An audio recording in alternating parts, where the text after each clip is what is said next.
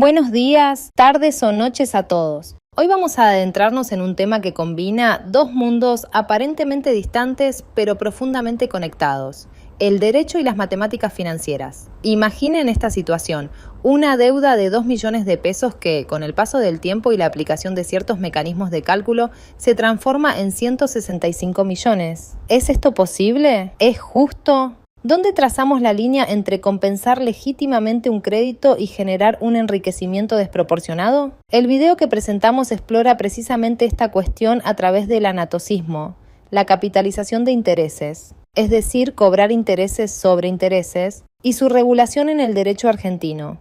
Analizaremos cómo la Corte Suprema de Justicia, en fallos recientes y trascendentales como Oliva y Ferreira, ha debido intervenir para poner freno a cálculos que generaban incrementos del 7.745% en las deudas, calificándolos como manifiestamente desproporcionados. Veremos cómo el artículo 770 del Código Civil y Comercial establece una prohibición general con excepciones taxativas, y cómo la jurisprudencia actual marca un giro hacia un sistema más coherente que prioriza la actualización monetaria directa por sobre fórmulas matemáticas complejas, especialmente en un contexto de alta inflación como el que atraviesa Argentina. Este recorrido nos invita a reflexionar. ¿Deben los litigios centrarse más en la justicia y menos en las matemáticas? Los invito a descubrirlo juntos. Hola a todos. A ver, en una economía con una inflación alta, el tiempo no es solo dinero. Es un factor que puede hacer que una deuda se dispare a niveles que, de verdad, parecen absurdos. Hoy nos vamos a meter a analizar cómo una sentencia judicial en Argentina pudo transformarse de esta manera y, lo más importante, qué hizo la justicia para ponerle un freno. Suena como una locura, ¿no? Pero, ojo, que esta pregunta no es para nada hipotética.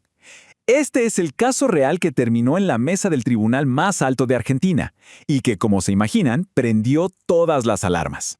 Bueno, vamos a desglosar exactamente cómo se llegó a este punto y, sobre todo, cómo tuvo que intervenir la Corte Suprema para frenar un sistema que estaba arrojando resultados, completamente fuera de proporción. Ok, empecemos por el principio, como tiene que ser. Para entender cómo una deuda pudo explotar así, primero hay que comprender el tremendo dilema que la inflación le planteaba al sistema judicial. A ver, imaginen esto por un segundo. Se gana un juicio por una suma de dinero, pero el proceso legal se estira por años y años. Con una inflación galopante, para cuando el deudor por fin paga, ese monto original ya perdió casi todo su poder de compra. O sea, el que ganó el juicio, en la práctica, termina perdiendo. Y aquí entra un concepto que es clave en toda esta historia: el anatocismo. Es un mecanismo súper potente que, aunque como regla general está prohibido, se convirtió en el centro de toda la controversia. Quédense con esta idea. Es muy simple: interés sobre interés. Frente a este problema de la inflación, algunos tribunales, sobre todo los del fuero laboral, buscaron una solución por su cuenta, y esa solución terminó siendo, más controversial que el problema que intentaba resolver. El método que crearon fue el Acta 2764. ¿Qué hicieron? La Cámara del Trabajo decidió que, para proteger los créditos, los intereses que se generaban cada año se iban a sumar al capital original. Así, al año siguiente, los nuevos intereses se calculaban sobre una base cada vez más y más grande. Era literalmente una bola de nieve financiera creada por los propios jueces. Y esa bola de nieve, como era de esperarse, creció y creció hasta alcanzar proporciones, gigantescas. Un caso en particular lo dejó en evidencia de la forma más dramática que se puedan imaginar. El caso que lo cambió todo fue Oliva contra Coma S.A.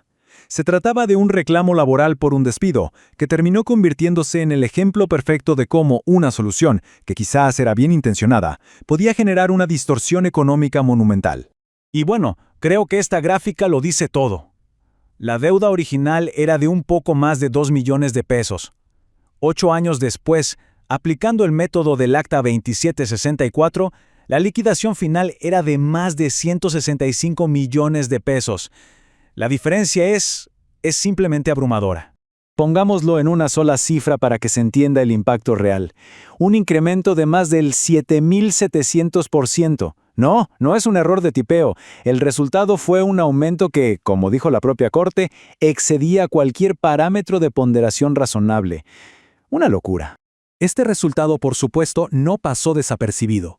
El caso escaló hasta la Corte Suprema de Justicia, que tuvo que intervenir para poner un poco de orden y devolver la discusión a lo que dice la ley.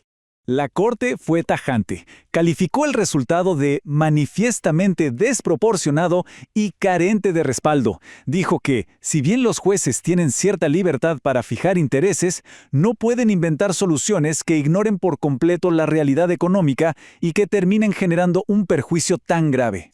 Entonces, el punto central es este. La Corte no inventó nada nuevo, Simplemente recordó lo que dice la ley de fondo. El artículo 770 del Código Civil y Comercial es clarísimo. La regla general es que el anatocismo, o sea, el interés sobre interés, está prohibido. Y acá se ve el choque, la diferencia fundamental. El Código Civil sí contempla una excepción, pero permite capitalizar intereses una sola vez, al momento en que se notifica la demanda. En cambio, el Acta 2764 iba mucho más allá, permitiendo capitalizaciones anuales una tras otra, una y otra vez. Por lo tanto, la conclusión de la Corte fue simple y directa. Los jueces laborales, con su Acta 2764, se inventaron una excepción que no existe en la ley. Dejaron de lado el principio general y al hacerlo, generaron un resultado totalmente injusto que enriquecía sin causa al acreedor. Pero ojo, el fallo Oliva no fue un hecho aislado. En realidad es parte de un esfuerzo mucho más grande de la Corte por crear un sistema, digamos, predecible y coherente para calcular todas las deudas judiciales. Esta línea de tiempo lo muestra perfecto. Primero, en el caso García, la Corte dijo, señores jueces, no pueden improvisar tasas. Después, en Oliva, prohibió el anatocismo sucesivo. Y finalmente, con Barrientos, terminó de delinear un sistema claro. Se ve que hay una construcción, una idea consistente detrás de todo esto. Y este nuevo sistema es fundamental. La Corte básicamente estableció un proceso en 3 pasos. Primero, hay que ver qué tipo de deuda es. Segundo, si es una deuda de valor como una indemnización por daños, el tribunal primero tiene que actualizar ese monto para que refleje su valor real al día de la sentencia. Y tercero, y esto es lo importante, recién sobre ese capital ya actualizado se aplica un interés puro que solo compensa la demora en el pago. Así se evita pagar 2 veces por la inflación, ¿se entiende? Entonces, en resumen, ¿con qué nos tenemos que quedar de todo esto? Primero, que una cosa es ajustar por inflación y otra, muy distinta, es aplicar un interés por la demora. No se pueden mezclar. Segundo, que la prohibición de capitalizar intereses es la norma principal. Y tercero, que ahora se exige mucha más claridad y previsibilidad en las sentencias. Al final del día, con esta serie de fallos, la Corte Suprema trazó una línea muy clara. Se terminó la era de los experimentos judiciales para tratar de combatir la inflación a través de los intereses. Ahora hay un camino definido que busca más equilibrio y, sobre todo, seguridad jurídica para todos. Y esto nos deja con una pregunta flotando en el aire para el futuro. Al tener reglas de juego más claras y previsibles, ¿permitirá este cambio que la energía de los juicios se enfoque en lo que realmente importa? ¿En determinar quién tiene razón, en lugar de en cómo calcular una deuda que puede explotar de forma exponencial? Bueno, solo el tiempo lo dirá.